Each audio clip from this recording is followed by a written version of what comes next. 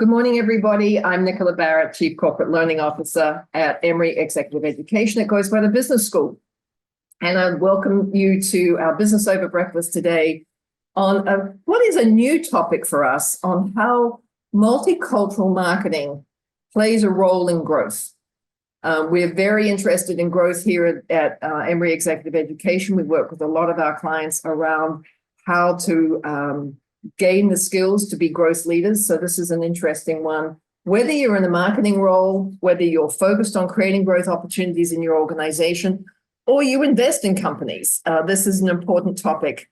And our guide today is a practitioner, also a Goizueta alum, who helps leaders examine their marketing messages, whether they're your own, your competitors, your favorite brands, and it's through a new lens. So typically, our faculty ask you to answer a question in the chat, and today it's my turn. I'm curious if you can fill in the blank of this iconic US tagline, and I think Pam is going to put that in the chat for me. So that tagline is, like a good neighbor, something is there. Oh, Jenny's got it. Melody's got it. Lynn's got it. You can tell you grew up in the US. I did not. You're right. It's State Farm.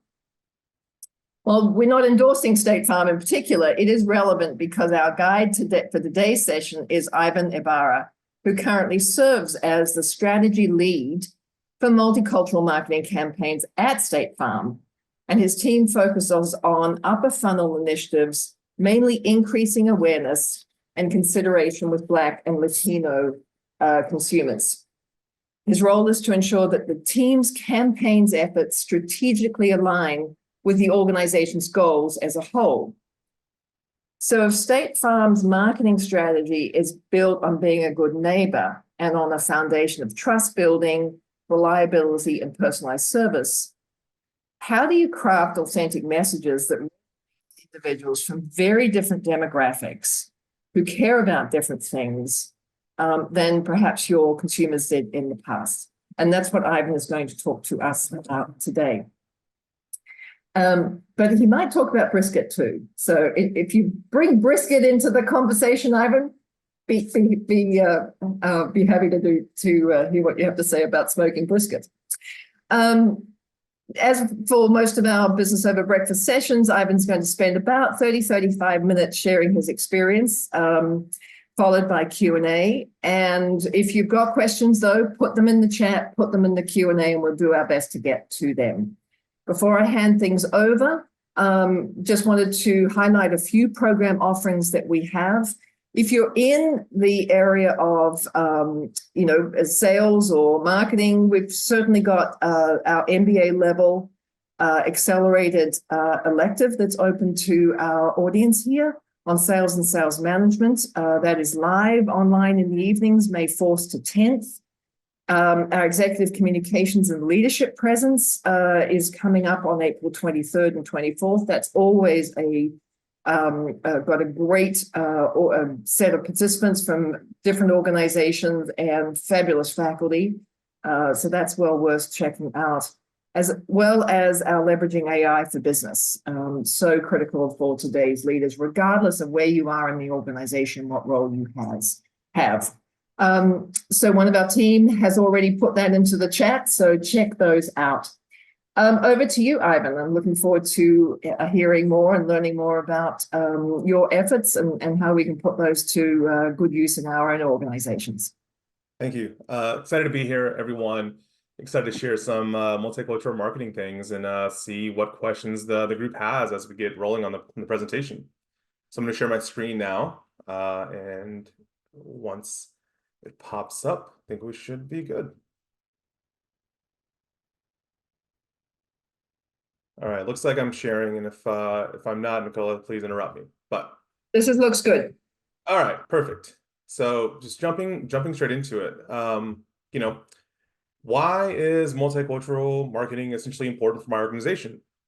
And I understand that not everyone here watching works in marketing, and so it may not seem like the most pertinent topic for you. But I think multicultural marketing is going to be pertinent for everyone in your organization that they're in. Because even if you aren't directly working in marketing, it's important to know the efforts that your organization may be involved in, because it's all about growth. So Mark Pritchard, who is the Chief Brand Officer for Procter & Gamble, he was speaking at the 2021 Multicultural Marketing Conference that's held by the Association of National Advertisers. And he said that multicultural marketing may be the single biggest source of market growth in our industry now and for the next several years, perhaps even decades. And later on, he went to say that multicultural marketing, or that market growth is the most important driver of business growth. So when markets grow, all brands rise, new users enter the market, consumption increases, and innovation flourishes with new offerings that drive greater usage and potential for premium pricing. So when done well, that results in increased income and wealth, which translates to more purchasing power. So at the end of the day, effectively marketing, and essentially multicultural marketing, is important for your business because of growth. And so from here, I want to take a step back and discuss essentially like what marketing is. And like, let's get grounded on a simple definition together, because it's important that we're aligned on what we're talking about.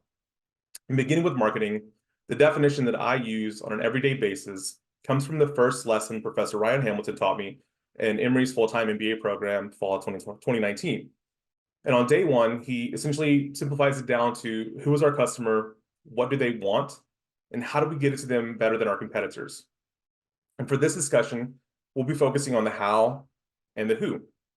The what really doesn't matter in this case, because that really depends on the industry that you work in. Because it could be a fast-moving consumer good, like a Coca-Cola bottle. It could be laundry detergent, like Mark Pritchard mentions. Or it could be something purchased less frequently, a bigger purchase, say a pair of sneakers or car insurance. And so now that we have a baseline of an understanding, I'd like to ask the attendees what you think multicultural marketing consists of. So I'll ask you to drop some things into the chat. And I see Ryan Hamilton's smile in the chat. That's hello, Professor Hamilton. But again, asking the audience, please share what you have or what you think multicultural marketing may consist of in the chat, and I'll take a look at some responses.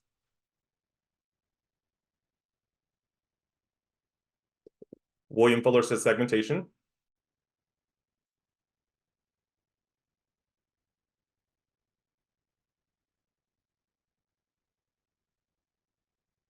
See finding common ground. I see being inclusive, diverse talent, cultural representation, inclusion, understand the different people who are looking for services. All right, I'm going to stop there because it's getting a little hard for me to keep up with. But yeah, some of these are definitely in line with what multicultural marketing is. And so I want to talk about, first off, what it isn't. Oh. Multicultural marketing is not diversity, equity, and inclusion. While these can be vastly important to an organization and its culture and how it operates as a whole, it's something that lives within its corporate values. So having an organization with strong DE&I culture can potentially increase market share and drive consumer loyalty per studies. And as well, it helps attract talent. But those are more so how an organization lives out its corporate values in its day-to-day operations, which is different than its marketing goals. And it's also not necessarily inclusive marketing, while that is a part of it, and I'll get to that later. But inclusive marketing can definitely resonate and has some overlap with multicultural marketing, but the purpose and the methods behind it are not the same. For those who were present or watched a prior Business Over Breakfast session last summer of 2023, presented by Professor Omar Rodriguez-Villa, he discussed how brands can become inclusive brands in his presentation. And in that presentation, he gives an example of Walker & Company, which was a brand created to fit the need of grooming products for men who have different types of hair that were being underserved. The one-size-fits-all approach of grooming products was ignoring the specific needs of a large group of consumers, predominantly Black consumers. And that's an example of inclusive marketing, because that's how a brand was created to fit the needs based on innovation. And he also discussed, Professor Rodriguez-Villa, that is, he also went on to show how Gillette was a brand that had a lot of Black actors in their advertising, and it was diverse, but it wasn't being inclusive in a sense. So what is inclusive marketing itself? Well, this is an example of inclusive marketing. One that does a really good job of inclusive marketing, in my opinion, is Mattel and Barbie. Mattel's Barbie dolls have many examples of inclusive marketing because they have this series called Fashionistas. And Fashionistas per their website, celebrate diversity and offer endless possibilities for storytelling and fashion exploration. With this inclusive range of dolls, kids can see how fun it is to express personally through styles. Fashionista dolls keep it cool with trendy looks tailored to their individual style. And so from left to right, we have a Ken doll who uses a wheelchair, a Barbie doll described as curvy, a Barbie with vitiligo, a Ken who has had an amputation, and a Barbie doll with Down syndrome. Again, these are examples of inclusive marketing, but they're not necessarily multicultural marketing. So with that, what is multicultural marketing? It's the goal of reaching cultures through the ways that best resonate with that target audience. So I think someone in the chat had something similar to this. It's essentially reaching that consumer how they want to be reached and where they want to be reached. It requires having a deep understanding of exactly who the customer is. So while an organization may have specific consumer segments, how you reach those segments is also where the organization can stand out. So why is this even important to care about? Why shouldn't my organization simply just make efforts to include everyone in their marketing? Well, it's because that idea of reaching everyone isn't really one that works in 2024 for a multitude of reasons, and beginning with a look at the population as a whole. So stepping back a few decades, in 1990, the demographics of 1990 were different than the demographics today. In the 1990 census, 75% of Americans identified as only white non-Hispanic. And to put it plainly, overall, the culture was more of a homogenous culture, not just in how the nation looked, but also in how the nation acted and responded to things. The country as a whole was less politically polarized than it is today. And where Americans were being exposed to marketing, the options weren't as vast as they are now. It's estimated that in 1990, there were about 50 million households that had cable TV subscriptions. And while I don't recall personally that time, I found in research that there were about 60 cable channels in the USA at that time. So when you filter out religious channels, shopping channels, adult entertainment channels, it dwindles down even more. However, trying to reach your target audience was definitely a lot easier back then than it is today, because that audience was essentially a large swath of where they were getting their information. And because of that, most commercials in the 90s looked a lot like this. And seeing it here, it makes sense. It was representative of what an average consumer looked like. If you watched Professor Rodriguez Vila's presentation last summer, he discussed these issues and how today there's even still overrepresentation of specific skin tones in advertising. So what do we look like today? Jumping forward to the now, or at least 2020. Here's what the population looked like in the 2020 census. And as you can see, it's definitely a lot different than it was 30 years ago. The population jumped overall from 1990 to 2020 by about 80 million people or so. As of 2020, we're about 330 million Americans. And the white population itself increased. The Black population itself increased. Hispanic population really increased. The Asian population stayed flat, but the reason for that being is that it was measured differently in 1990 than it was in 2020. So overall, back then in 1990, anyone considered non-white was about 28% of the population compared to 1990, 28% of the population. So 2020, when at least 37% of the overall population was considered non-white. And that's for the US as a whole. So Tina, the percentage of population of Blacks and African Americans stayed flat as a percentage, but the population itself did grow. To answer that question in the chat or that comment. And so, sorry, and that's for the US as a whole, these population numbers. So looking at newborns to Elizabeth Francis, who was a Houston, Texas resident, who is currently the oldest living American at 114 years old, this is what the US looks like. And I'll add a caveat to this. Due to the census being taken during a pandemic and the inclusion of a certain question in regards to citizenship status that was new, it's believed that Black and Latino population was undercounted by potentially a couple percentage points. So why does this really matter when you're looking at generations and looking at what the US looks like now? Because younger generations are more diverse. So I have two charts here that I want to share. And both of these charts are from the Brookings Institution, which is a think tank that conducts research in social sciences, especially when it comes to economics. On the chart on the left, you see that this shows in 2019, we reached a point where half of the US population was aged millennial or younger. And the chart on the right shows us the racial profile by generation. As you can clearly see, the red, the orange, the blue, the purple blocks, they're getting bigger, reflecting that the US is becoming more multicultural and more multi-hued. And as of today, 50% of Gen Zers identify as persons of color. Ivan, there's a question that came in the Q&A about do those stats reflect people who are view themselves as multicultural, not just in one of those categories? It does. It reflects more so, and I think that number it does include the biracial and multicultural numbers in them, because a large percent of the U.S. is now identifying more as multiracial. So yes, those are included in those numbers. Thank you. Sorry, going back to where I was. As of today, 50% of Gen Zers identify as persons of color. So that image of what advertising looked like in the 1990s, it was focused on reaching that more homogenous consumer base, one that was predominantly white. And so this is why brands having a strong grasp on multicultural marketing is important, because knowing the demographics of the US is vital to really understand who your customer is and who you're potentially missing out on.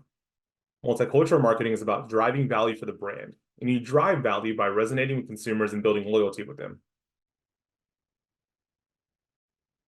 Yes, Anne Marie, they did not have the opportunity to identify as multiracial in prior years. That is correct. So why is this really important? It's buying power.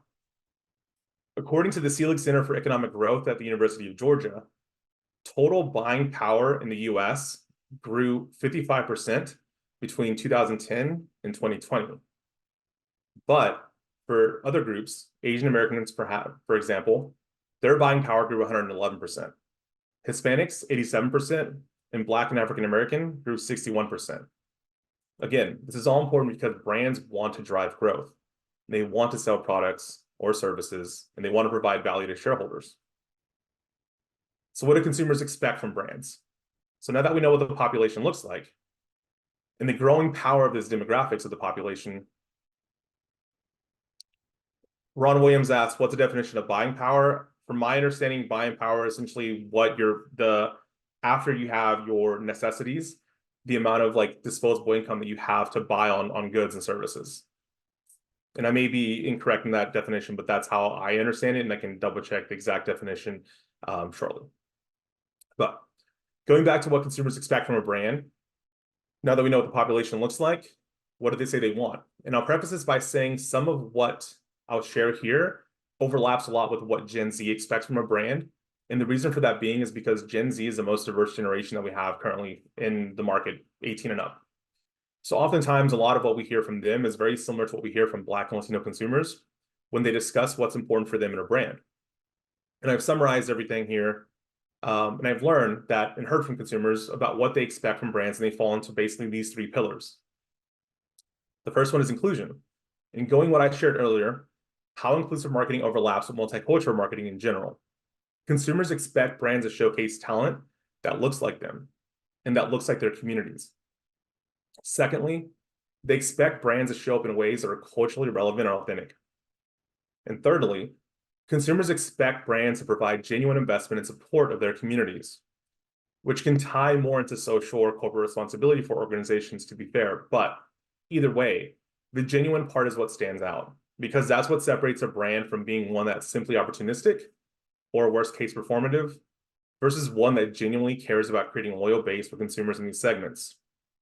So for a brand to be successful with reaching multicultural audiences and building brand loyalty, their efforts should be rooted in these pillars, in my opinion, because consumers are paying attention.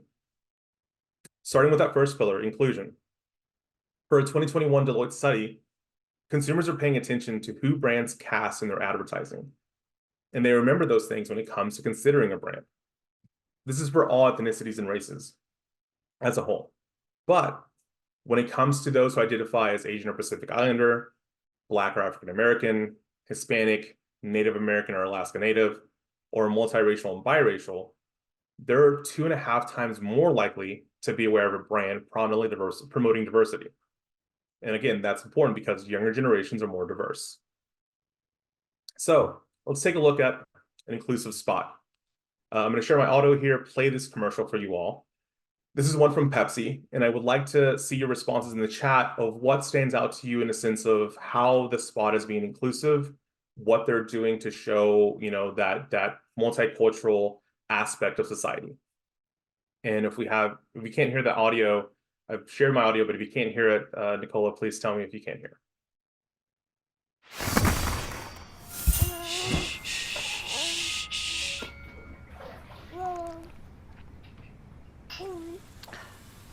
Boom, dum, dum. Get low, get low, get low. 369, ooh, she fine. Hoping she can sing it to me one more time. Get low, get low, get low, get low. Grab a Pepsi Wild Cherry and get wild. So we have Viviana saying the type of music. What else? Rolling her R, okay. Woman and baby of color, mixed race couple. Biracial couple. Hairstyle. Mixed race couple. Diversity, okay. Oh, we have a Q&A. So let me get to the Q&A.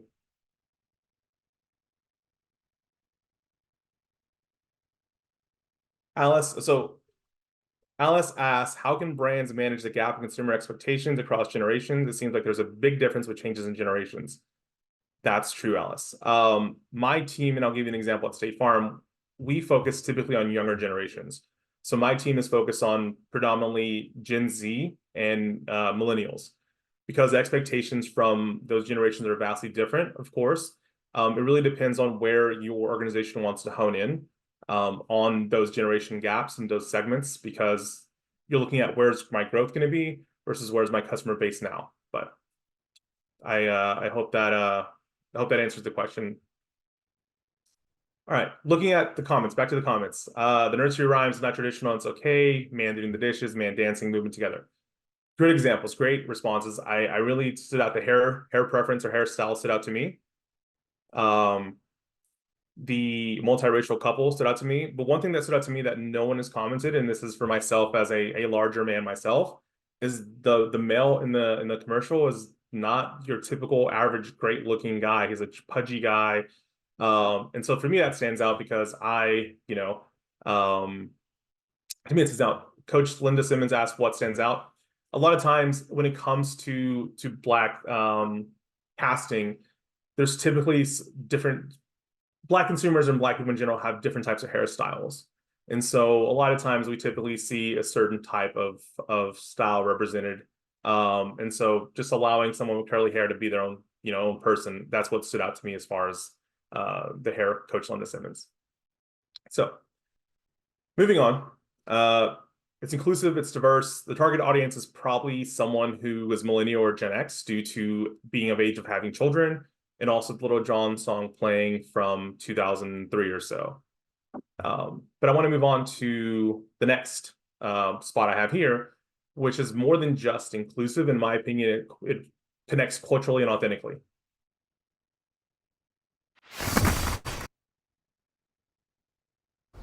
Some college players give it their all.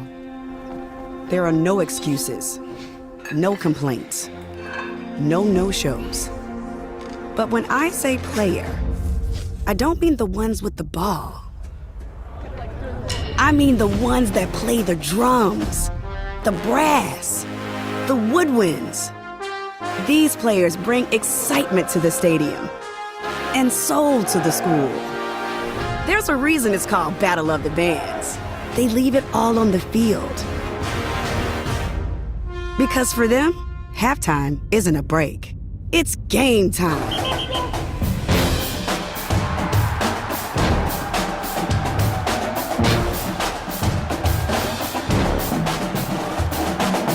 Pepsi is a proud supporter of HBCU students, both on and off the field. Pepsi and HBCUs. That's what I like. So in that spot, it definitely has an HBCU focus. It's focused on inclusivity, but also that cultural authenticity that's going to resonate with this audience, especially alums of HBCUs. So that one is different than the first one because it's more geared and more solidified in who they're targeting, it looks like.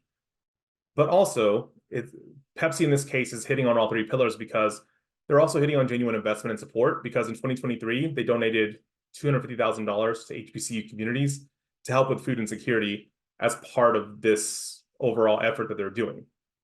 And I don't have, numbers, unfortunately, of how successful these, campaigns have been compared to each other. When I created this presentation a couple of weeks ago, the Wild Cherry spot with a singing mom was only about a month old and had 35,000 views at the time. But this HBCU spot was a couple years old and had 2.4 million views, which on average was getting more views online than the other one was. We have a question from Depeche. It says, can meeting the needs of one group or generation have negative effects on another? And how do you balance it out? Yes, the answer is yes. I have this later on in the presentation that I'll get to. And so I'll just ask you to hold on until now. We'll get to that part. So that's one example of one brand, doing this, but there's other examples of other brands, and I want to share some more. One of those is McDonald's. So McDonald's, in 2020, they released their first collaboration meal with a celebrity for the first time since the 90s. Does anyone know prior to this Travis Scott collaboration meal, does anyone remember or know who their last collaboration meal was with in the 90s? And I'll ask if you know to type it in the chat, and we'll give it a few seconds to see what people say. Melody Harris. It was Michael Jordan. In 1992, they had a meal called the McJordan that was released. And so for 28 years, McDonald's did not collaborate with any celebrities on any special meals. But in 2020, when the QSR industry was definitely struggling with COVID and the pandemic and uncertainty in the world, and people are getting their food, McDonald's had an idea to collaborate with Travis Scott. And it was a success because releasing this limited time offer meal in summer of 2020 led to quarter three, I guess in this case, led to their same store sales growing in 2020, 4.6% over the prior year. And same store sales is how QSR restaurants track their sales from year to year. So the fact that in 2020 they did better than 2019, despite a pandemic, that shows you how successful this was. And the reason for that being is Travis Scott transcends, demographics. He's very, very popular with Gen Z, popular with millennials, and his stardom isn't limited to just one demographic group. It resonates with Black consumers, with white consumers, Hispanic consumers. And this resonated, like I said, with fans of all backgrounds in different ways. And it was a big win because the meal wasn't anything new. It was just putting different items that already existed together and getting his endorsement on it. And it was a success because it led to viral moments on TikTok. It led to even some shortages of ingredients for the meal. And so McDonald's said, you know what, let's do this again. They did it with somebody else in a different group. They did it with J Balvin later that year. J Balvin is a very popular reggaeton singer from Colombia. His music is fully in Spanish. And this resonates with the Hispanic audiences and people, that are fans of him. And as you can see, the results are even better. In 5.5, in quarter four in 2020, their same store sales grew 5.5%, which was higher than quarter three with Travis Scott. So other brands took notice. And one of those is Miller Lite. Yes, the Cardi B and Offset meals, I believe those were after these two meals. So these were 2020. The other ones came later on. But other brands took notice, and one of those is Miller Lite. And Miller Lite collaborated with J Balvin in 2022 with commercials and custom cans. The commercials featured J Balvin in different kinds of scenarios, going to bodega and buying beer, at a cookout with friends. But they hit the pillars that consumers say they care about. They were inclusive, they were culturally relevant, and they invested genuinely in the communities, because with this, Miller Lite created a fund to help Latino-owned small businesses. And one thing to point out, and this goes back to the question asked earlier, before brands dive into this space, it's really important for them to be self-aware of who they are, who they represent, their tolerance levels as a brand, and who their consumers are. Because if you don't, and if you have this lack of identity, it can lead to a lot of backlash and issues that happen when something happens and how you respond to it. And one of those famous examples, of course, is Bud Light. Knowing the risk associated with marketing is part of the process. Unfortunately, where we are, there will always be a portion of the population that is offended by things a brand will do, whether that's one side or the other side. And if the appetite isn't there when something does have backlash, things get dicey and support is pulled.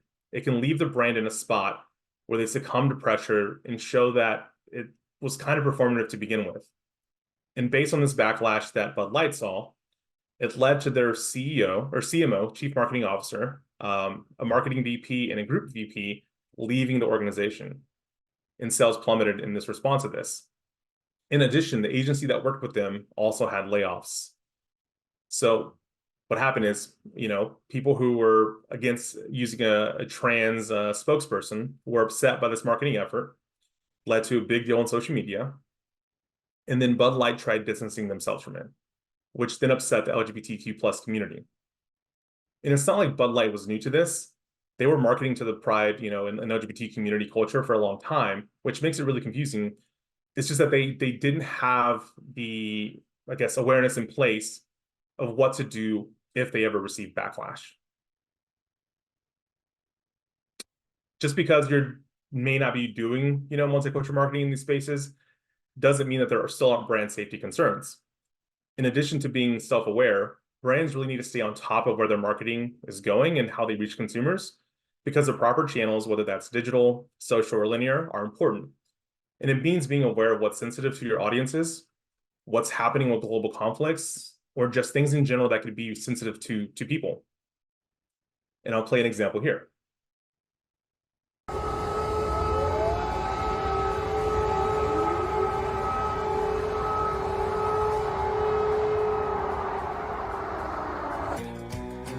And a little bit of chicken fried, cold beer on a Friday night, a pair of jeans that fit just right, and the radio. Get 5 bonus wings for $1 with any handcrafted burger, only at Applebee's. So this isn't an example of multicultural marketing, but it is an example of what brands need to be aware of and where they're marketing. How Applebee's or their agencies weren't immediately pausing ads on CNN when Russia invaded Ukraine, it's really baffling. And if I had to guess, if you see the image on the right, this was an email that went out to Boston Marathon runners in 2017, I believe. And I'm guessing whoever wrote the copy probably wasn't aware, or they were younger and wasn't really remembering the bombing that had occurred a few years before. Again, these are not multicultural marketing examples, but these are examples of what brands need to be aware of when doing multicultural marketing. It's about where you're properly placing your advertisements, how you're communicating with people, because a simple mishap like this, like the surviving aspect, can really alienate consumers because you just weren't aware. In addition, you also should have a team internally that is culturally aware, because it's really hard to teach learn experiences for a culture, and having a marketing team that's in and of the culture is important, because there's things that are caught in nuances that are caught with how you're marketing, and just understanding that it really can't be taught. It's just built in. And ideally it prevents things like this that, are questionable, to say the least. So going to my work, with that, I want to share some of the work that I do at State Farm. And I work on a team focused on increasing awareness and consideration with Black and Latino consumers, with the goal of having them think that State Farm is a brand that understands them, that resonates with them, and one that they eventually consider when looking at making an insurance purchase. And for those familiar with the marketing funnel, the top, the awareness consideration, is where it starts. The top is that wide swath, which ideally you can bring in and ideally bring those consumers down the funnel and eventually convert them into loyal consumers. And sports is a way to get in front of a large swath of these audiences. We know, however, that Gen Z and millennials aren't watching sports as much as prior generations were. Soccer, however, is pretty popular with younger audiences and more popular with them than older audiences. And I'd like to ask the audience, for those familiar with soccer leagues, can you name the 2 most watched soccer leagues in the US?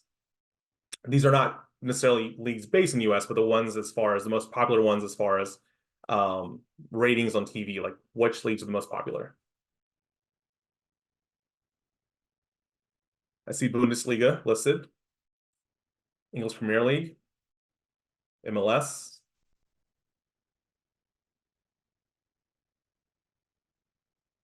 So we have one of them so far. The second one is probably not going to be as easily remembered for most folks.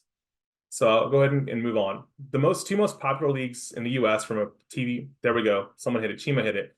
The Mexican League. It is the English Premier League and Liga MX, which is the premier Mexican soccer league. So up until, I believe, last year, Liga MX was the most watched club soccer league in the US for, I think, a couple of decades. The English Premier League gained popularity in the past year and surpassed it. But that's why State Farm has actually partnered with Liga MX to become the official insurance sponsor. And this is something my team worked on. Liga MX was attractive for various reasons. One, it was, the most watched club soccer league in the US for a very long time and at that time. But secondly, its average median viewer is younger than other leagues. The average median viewer of Liga MX is 35. And for those that are older than 35, like myself, this may sound distressing because, like, wow, I'm the average age and I'm considered young. May hurt some feelings there. But 35 is the average viewership age, median age of Liga MX. And so when we're looking at that awareness and consideration aspect and reaching that younger demographic in ways that are culturally relevant and important for them, this is one of them. Because Liga MX has a sense of pride and passion for these audiences.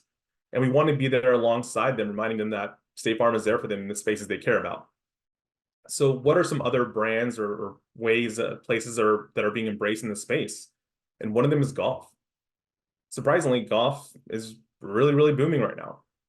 And ever since 2020, COVID-19 pandemic, it's been growing, especially with youth and with persons of color and women.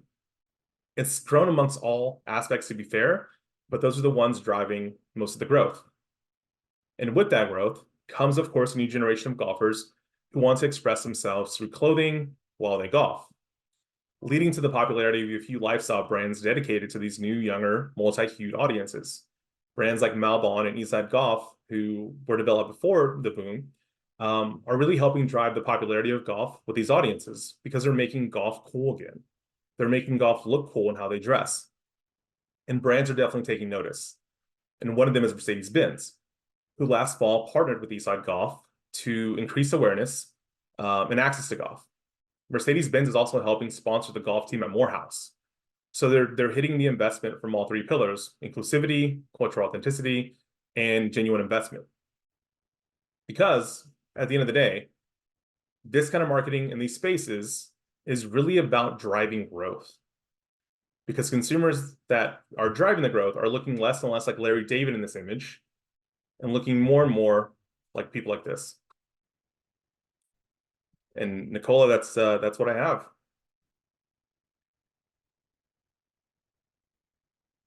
So this is fascinating, Ivan. I've been taking notes, but we also do have some questions.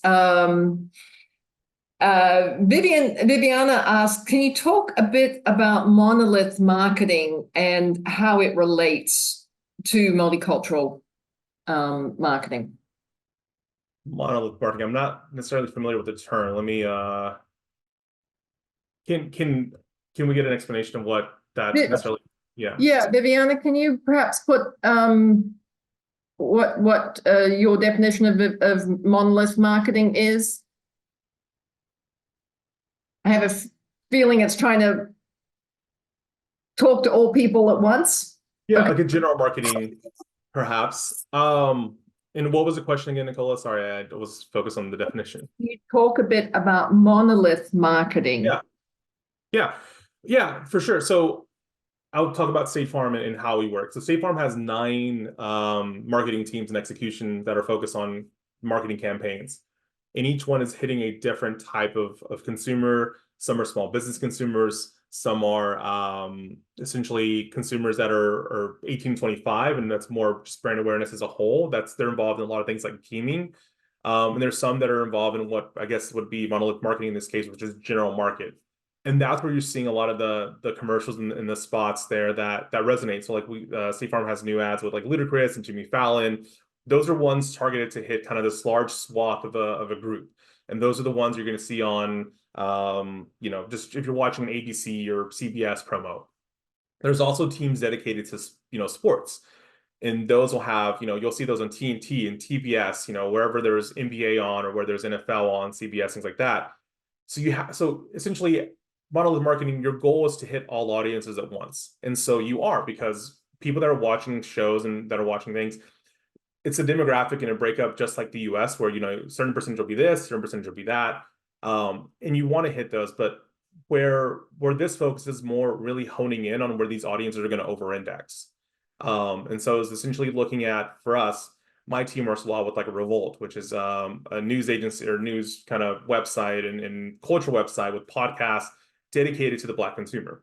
And so it's really like, where do we know people over-index? That's where multicultural marketing is for my team. And that's focused on, hitting those channels where they over-index. But yeah, and in that case, monolith marketing would be general market, where you're still hitting those audiences wherever they may be. It's kind of like an added push on the multicultural side of knowing where specifically they are. Oh, you're on mute. I am too. Viviana actually put a definition in the chat, Ivan. She says, a strategy where monolith marketing is a strategy where company focuses on promoting a single product or service exclusively. This approach can be effective for creating a strong brand recognition and market dominance, but may limit diversification and flexibility in adapting to changing markets. Yeah, I think, and that sounds more, it depends, I guess, on the product, because the product does vary by what you're selling. So I'll go back to Professor Omar Rodriguez Vila's presentation, where he talks about inclusive marketing and how, brands are shifting based on the needs of consumers, getting away from one specific one-size-fits-all type product. Fortunately, Viviana, I don't have much understanding or background with that, to be fair. So I will just, essentially, unfortunately, have to pause or say, That's fine. But yeah. you do have more questions. Yeah. Ron asks, for a team like yours, how have you aligned on performance metrics which are reasonable but significant enough to have buy-in from your leadership team? Yeah. So the metrics themselves are going to be based. We have a performance, marketing arm of the team that works with us.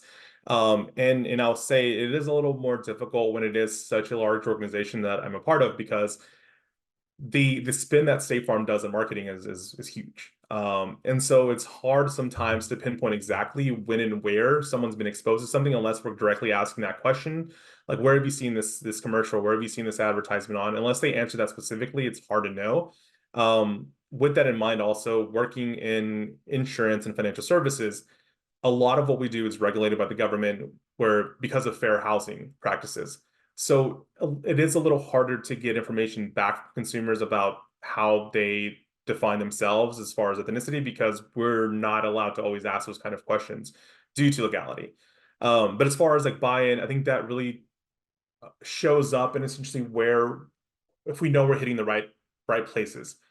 There's some things that are definitely in the works that I, wanted to share in the presentation, but I couldn't because they're not public yet.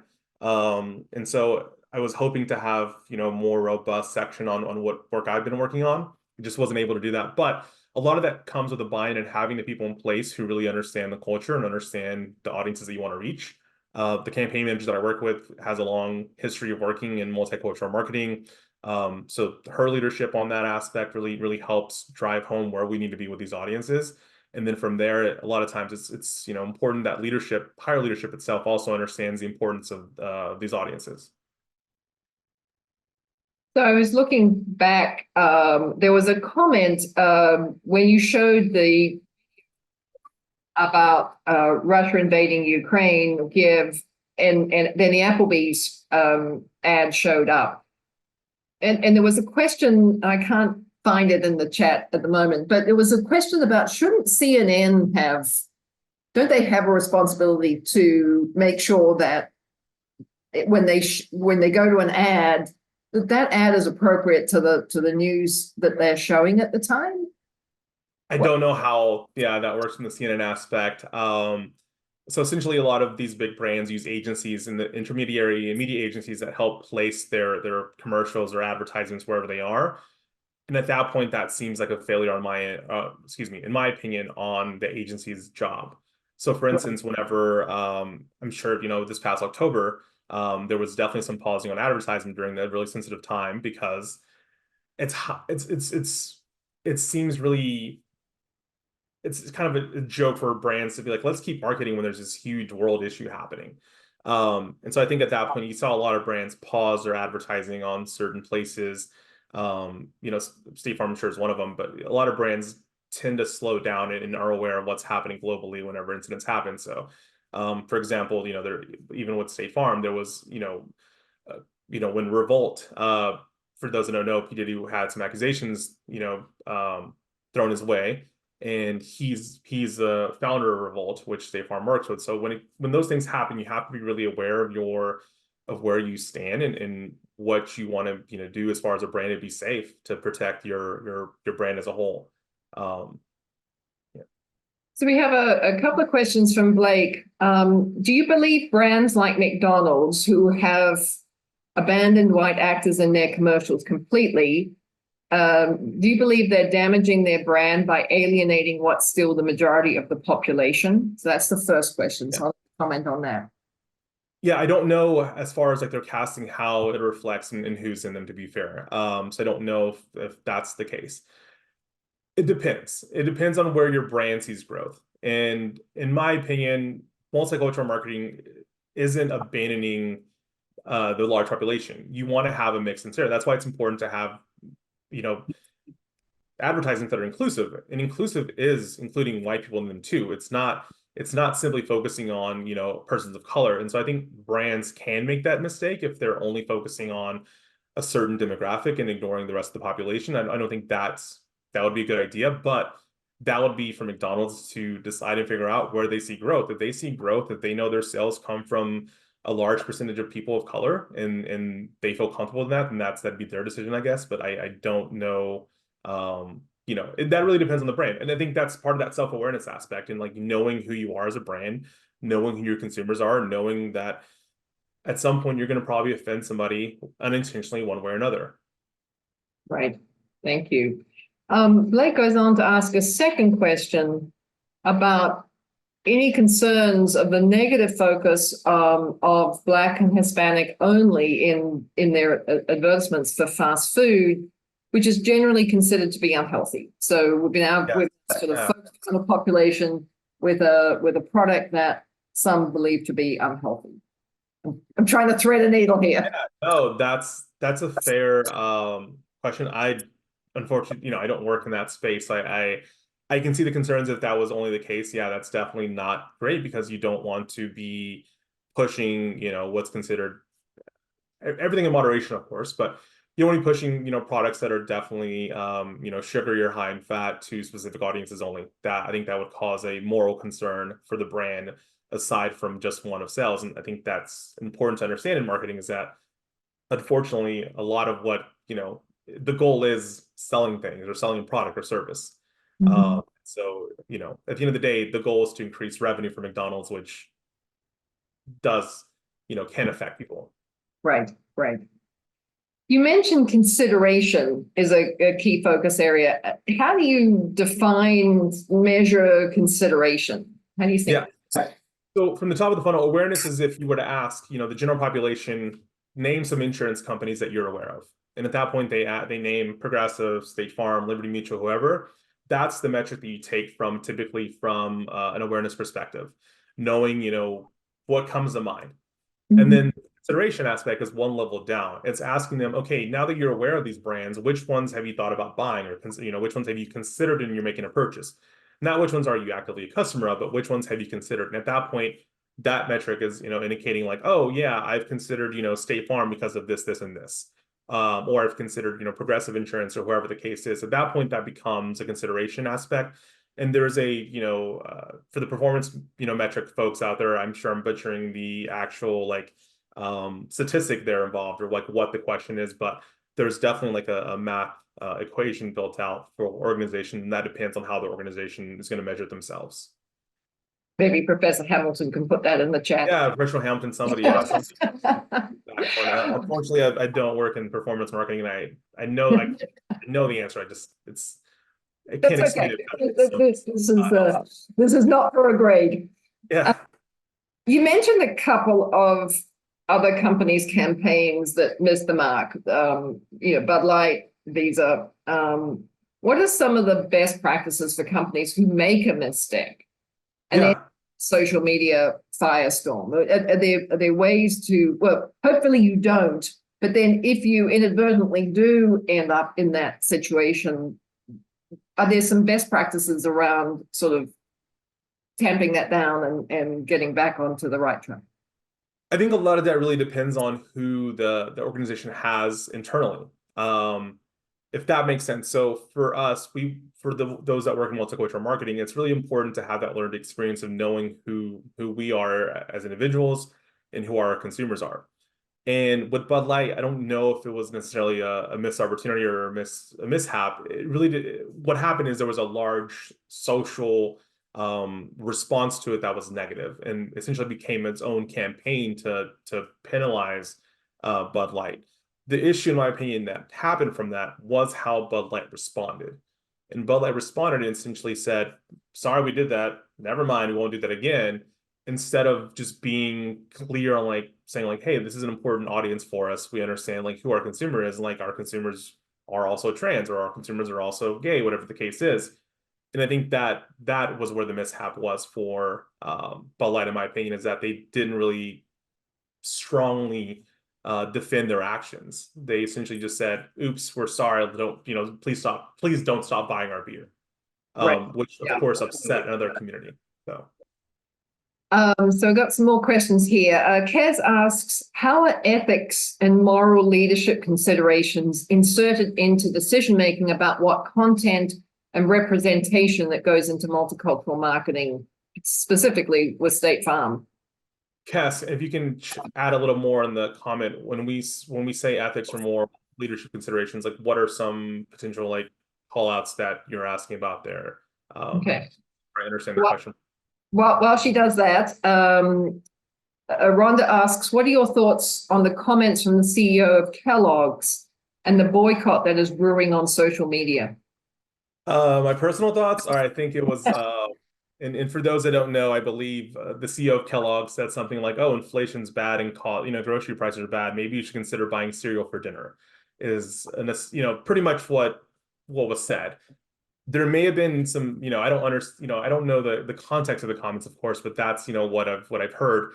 I think the comment is really insensitive. I think it really ignores a lot of the issues that consumers are going through in society today with, rising prices. I know inflation has steadied out a little bit and is not rising as a rate that it was.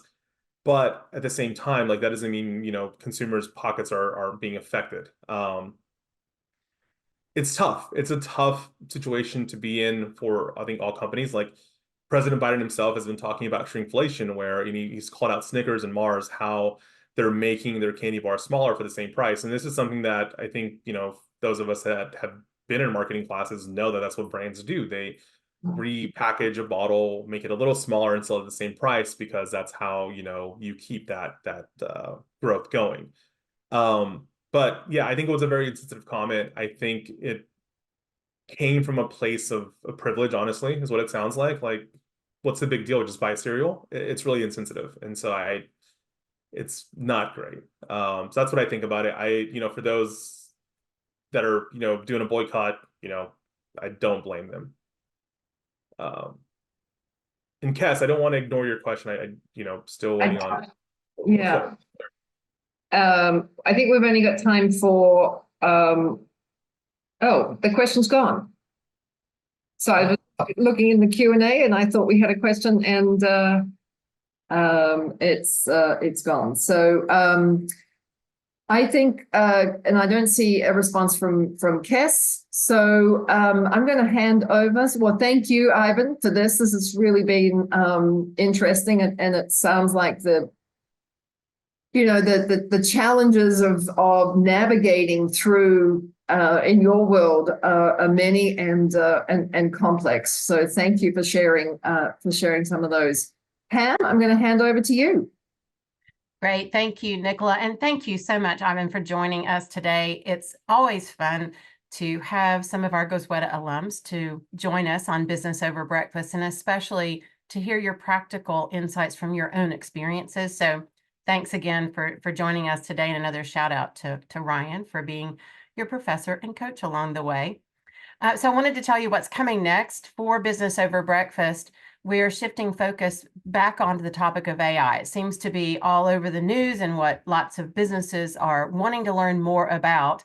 So on April the 4th, our own academic dean is joining us to talk about how to talk when machines are listening. And this is more about corporate disclosure in the age of AI.